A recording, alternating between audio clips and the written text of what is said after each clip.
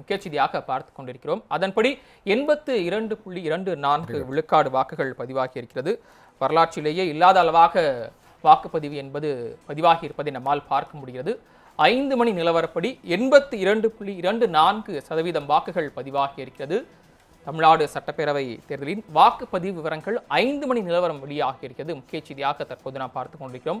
5 மணி நிலவரம் என்பது 82.24% பதிவாகி இருக்கிறது. வரலாற்று சாதனை படைத்திருக்கிறது வாக்குப்பதிவு என்பதை முக்கிய செய்தியாக தற்போது நாம் பார்த்துக் கொண்டிருக்கிறோம். தமிழகத்தின் 5 மணி நிலவரப்படி 82.24 விழுக்காடு வாக்குகள் பதிவாகி இருக்கிறதை நாம் அண்மை செய்தியாக பார்த்துக் கொண்டிருக்கிறோம். அதே போல தமிழகத்தில் இருக்கக்கூடிய மாவட்டங்களில் சேலம் மாவட்டத்தில் 85 விழுக்காடு வாக்கு பதிவாகி இருக்கிறது. 88 விழுக்காடு என்பது சேலம் மாவட்டத்தில் அதிகபட்சமாக பதிவாகி இருக்கிறது. முக்கிய செய்தியாக பார்த்து கொண்டிருக்கிறோம். தமிழகத்தில் ஒட்டுமொத்த அளவாக 82.24 விழுக்காடும், அதே போல சேலம் மாவட்டத்தில் அந்த மாவட்டம் தான் முதல் ஒரு மாவட்டமாக இருக்கிறது. வாக்குப்பதிவை பொறுத்த மட்டில் 88 விழுக்காடு வாக்குப்பதிவு என்பது பதிவாகி இருக்கிறதை முக்கிய செய்தியாக பார்த்து கொண்டிருக்கிறோம். சட்டமன்ற தேர்தலின் வாக்குப்பதிவில் 5 மணி நிலவரம் வெளியாகி இருக்கிறது. முக்கிய செய்தியாக பார்த்து கொண்டிருக்கிறோம். செங்கல்பட்டு மாவட்டத்தில் 82.41 விழுக்காடும், அதே போல சென்னையை பொறுத்தமட்டில் 81.34 விழுக்காடும், கோயம்புத்தூரில் 82.33%, அதே போல கடலூரில் 81.91 விழுக்காடும் வாக்குகள் பதிவாகி இருக்கிறது. அதே போல தருமபுரி மாவட்டத்தில் 87.28 விழுக்காடு வாக்குகள் பதிவாகி இருக்கிறது. திண்டுக்கல் மாவட்டத்தில் 86.35%, அதே போல ஈரோடு மாவட்டத்தில் 87.59%, கள்ளக்குறிச்சி மாவட்டத்தில் 84.22 விழுக்காடும் வாக்குகள் பதிவாகி இருப்பதை நாம் அண்மை செய்தியாக பார்த்து கொண்டிருக்கிறோம்.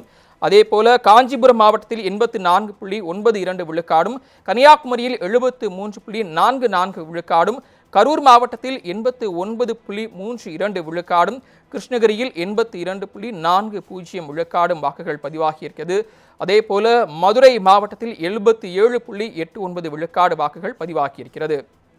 ஒட்டுமொத்தமாக தமிழகத்தில் 82.24 விழுக்காடு வாக்குகள் பதிவாகி இருக்கிறது.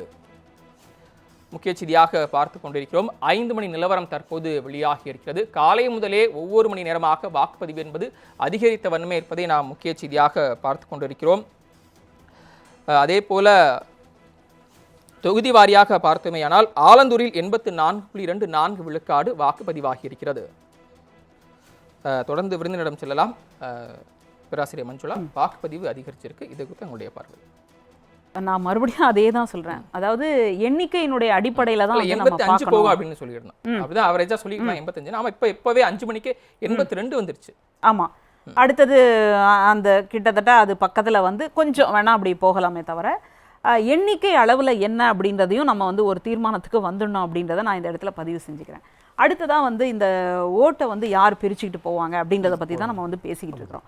இப்போ திமுகவை பொறுத்த வரைக்கும், அதிமுகவை பொறுத்த வரைக்கும் அவங்களுக்குன்னு ஒரு ஓட்டு வங்கி இருக்குது அப்படின்றது சொல்லியாச்சு. இப்போ இந்த இடத்துல அந்த அதிருப்தியை வந்துட்டு யார் ஓட்டா அறுவடை பண்ண போகிறாங்க, அதில் ஏற்கனவே வந்து ஒரு 4 கேட்டகரியை வந்து சொல்லிட்டாங்க. பெண்கள், இதெல்லாம் இப்போ பெண்களாகட்டும் அல்லது வந்து சிறுபான்மையினராகட்டும் எல்லா கட்சியிலுமே இருப்பாங்க.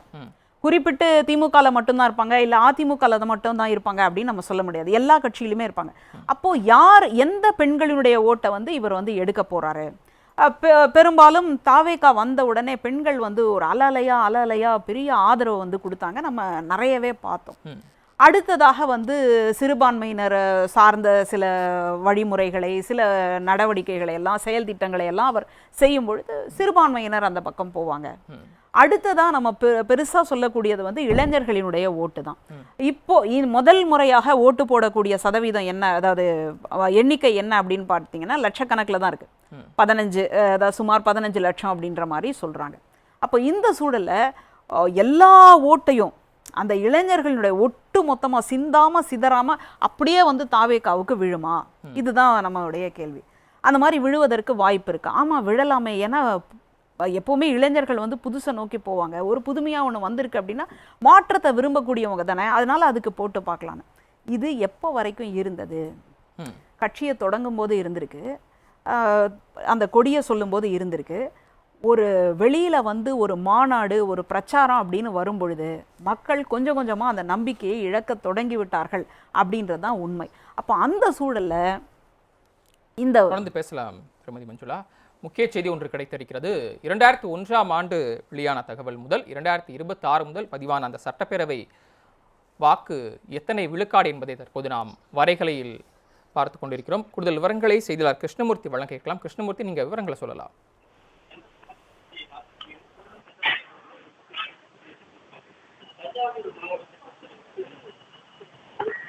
இரண்டாயிரத்தி 1 முதல் 2026 வரை சட்டப்பேரவையில் பதிவான வாக்குகள் என்ன, விவரங்களை சொல்லலாம்.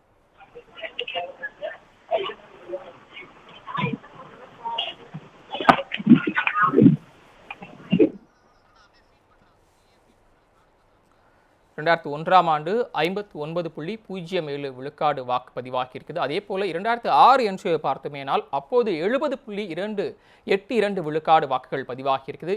2011ஆம் ஆண்டு அதிகபட்சமாக 2011ஆம் ஆண்டு 77.80 விழுக்காடு வாக்குகள் பதிவாகி இருக்கின்றன. அதே போல 2016ஆம் ஆண்டு 73.60%, 2021ஆம் ஆண்டு 76.60%. வரலாற்றில் இல்லாத வகையில் தற்போது 5 மணி நிலவரப்படி 2006ஆம் ஆண்டு தற்போது நடைபெற்று வரக்கூடிய இந்த வாக்குப்பதிவில் 5 மணி நிலவரப்படி மட்டும் 82.24% வாக்கு பதிவாகி இருக்கிறது.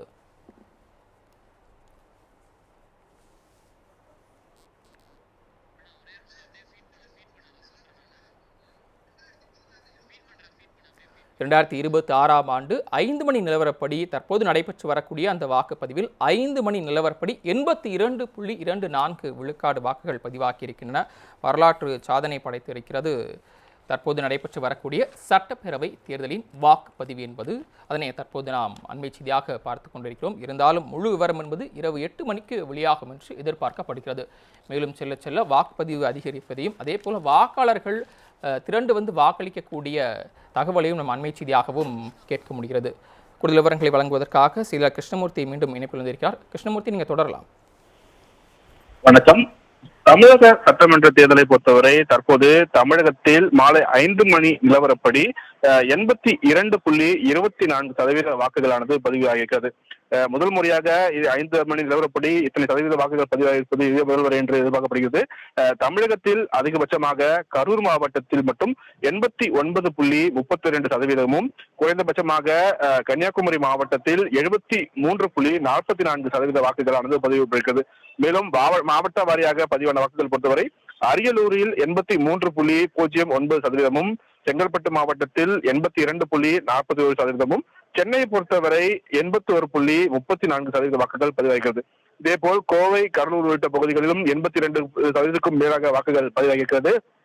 கள்ளக்குறிச்சி, காஞ்சிபுரம், கன்னியாகுமரி பகுதிகளிலும் 84.28%, 73.44% கன்னியாகுமரி மாவட்டத்திலும் பதிவாகிறது.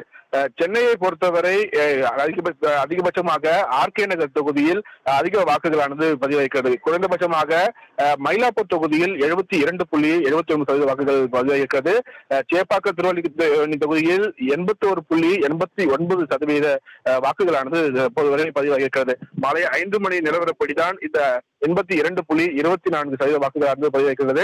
மாலை 6 மணியுடன் இந்த வாக்கு பதிவானது நிறைவேறும் பட்சத்தில் கூடுதலாக இருக்கக்கூடிய வாக்காளர்களுக்காக அந்த டோக்கன்கள் விநியோகிக்கப்பட்டு இறுதிக்கட்ட வாக்குகள் எவ்வளவு பதிவாகிறது என்பது தொடர்பான அறிவிப்புகள் இரவு 7 மணி அல்லது 8 மணிக்குள்ளாக தான் வெளியிடப்படும். அது தொடர்பாக தேர்தல் ஆணைய தலைமை அதிகாரி செய்தியாளர்களை சந்திக்கும் அதிக வாய்ப்பும் இருக்கிறது.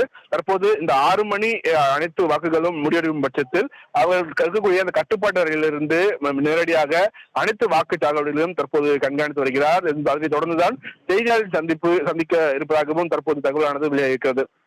இறுதியாக 8 மணி அளவில் தான் ஒட்டுமொத்தமாக தமிழகத்தில் எத்தனை சதவீத வாக்குகள் பதிவாகி இருக்கிறது என்பது தெரிய வரும். தற்போது வரை 5 மணி நிலவரப்படி 82.24% என்பது இதுவே முதல் முறை என்றும் தற்போது தகவல்கள் வெளியாகிறது. சரவணன், தாங்கள் வழங்கிய விரிவான தகவல்களுக்கு நன்றி கிருஷ்ணமூர்த்தி.